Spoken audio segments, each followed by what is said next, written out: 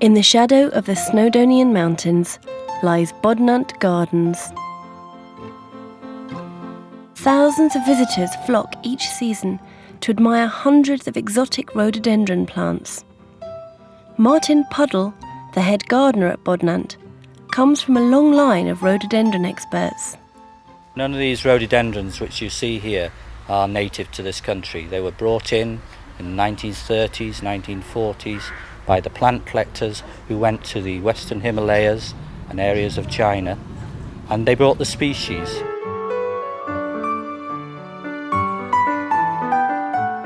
These early plant collectors could have had little idea that the seeds they were introducing were a potential ecological time bomb. Collected for their beauty, these exotics soon took root in stately homes like Bodnant.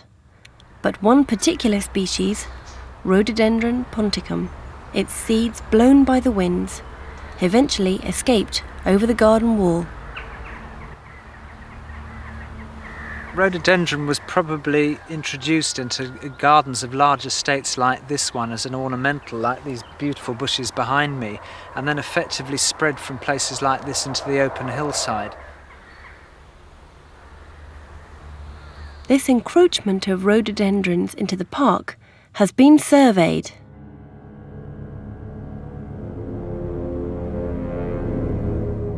By marking them in red on a map, what is clear and worrying to Rod Gritton is the proliferation of new colonies spread by the prevailing winds. Each of these clusters of flowers produces 10,000 seeds, so a bush this big is going to produce well over 1 million. The seeds are very, very tiny, they're wind dispersed, and as you can see, they're spreading at an alarming rate over this area.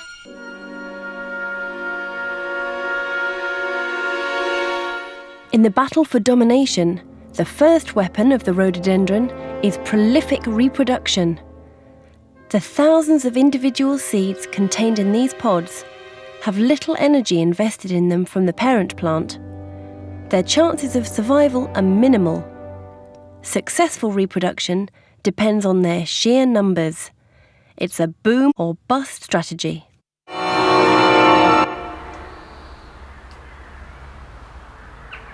At the end of the summer, the dried seed pod cracks open and Snowdonia is bombarded with millions of seeds. Light and aerodynamic, the seeds are easily carried on the wind.